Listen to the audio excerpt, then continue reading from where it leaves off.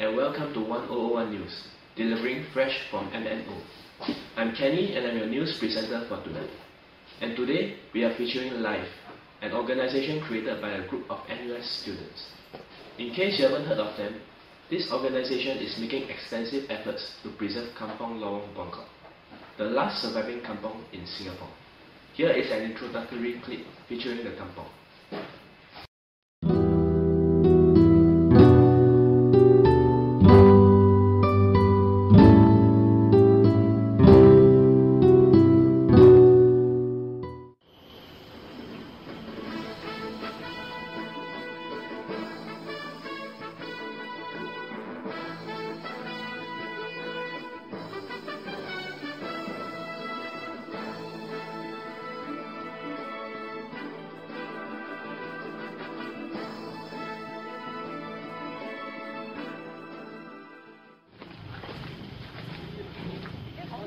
It has a bit of red color.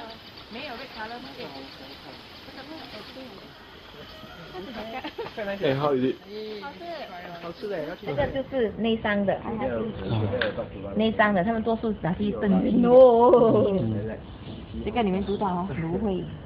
芦荟啊。芦荟。哦，这个夏枯草。夏枯草如果你药材店买的是干的，夏枯草也属于凉茶。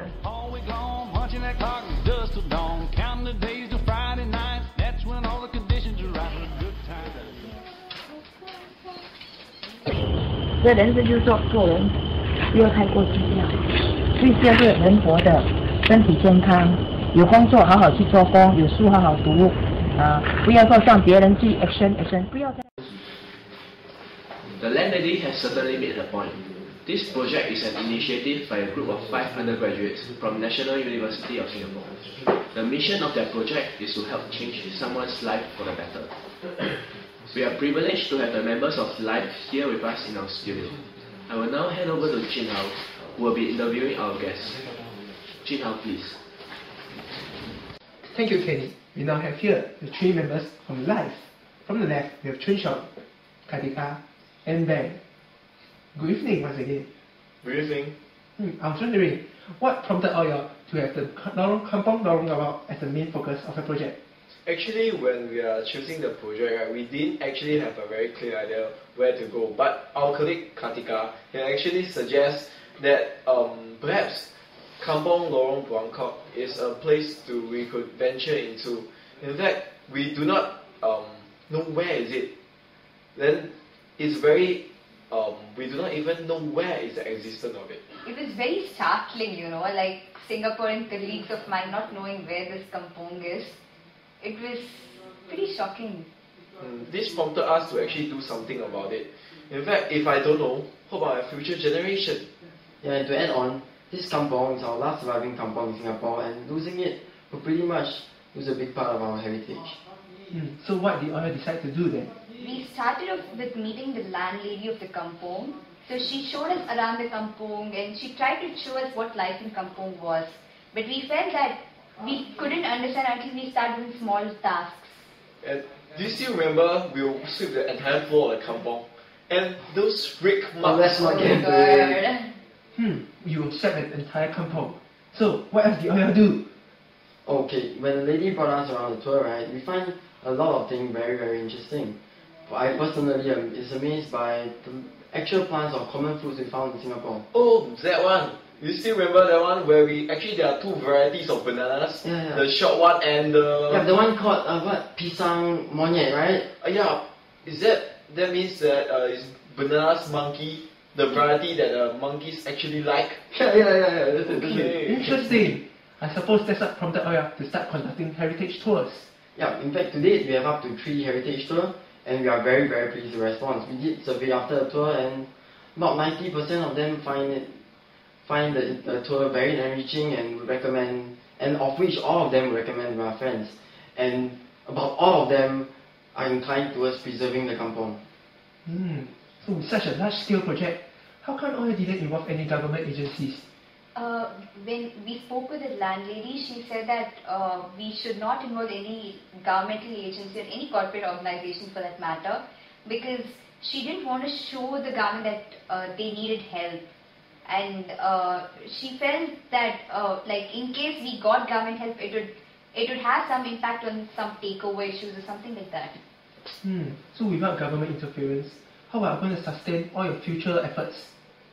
We're actually in the process of finalizing the deal with National Junior College. Yeah, a guy from National Junior College. Yeah, and they actually have a team of people, I guess, and they have a considerable experience in this field. They've had some Kampong Day and a lot of other events. We're planning to organize education tours with them and leverage on our positives.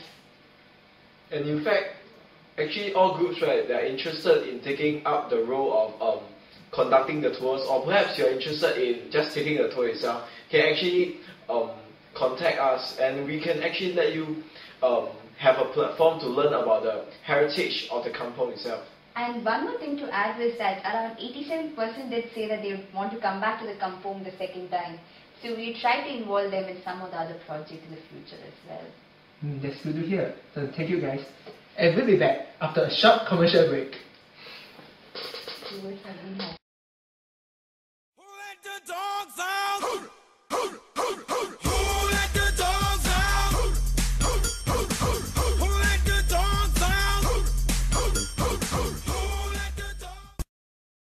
Welcome back everyone. Earlier on, we have discussed the impact and sustainability of the project. And now we'll move on to the interviews.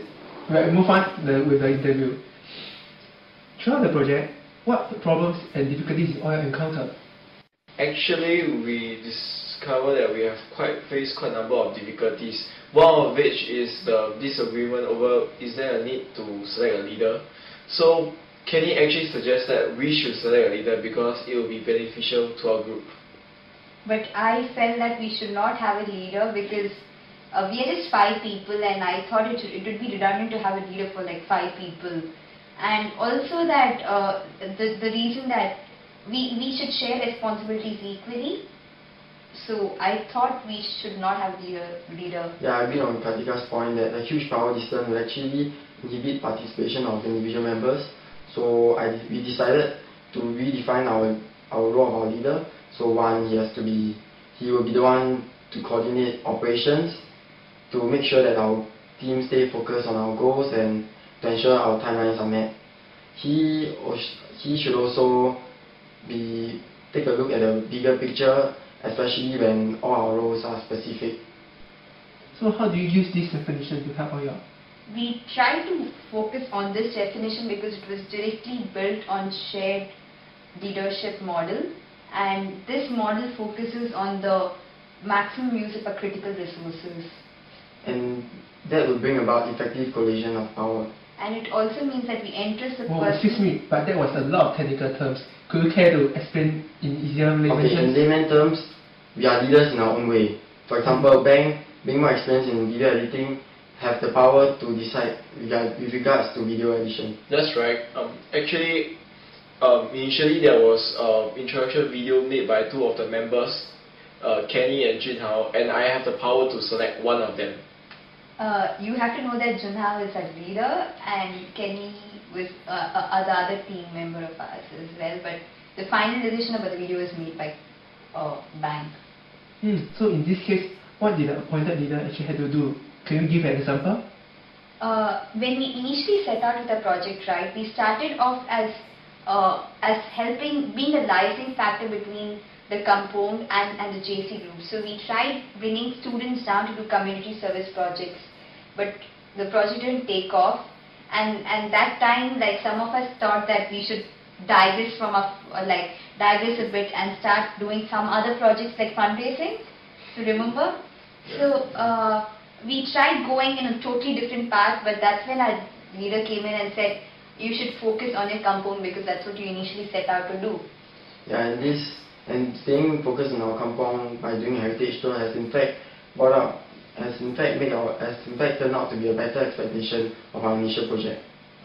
That was very insightful. I thank you guys for your time, and I wish you good luck in your future endeavors.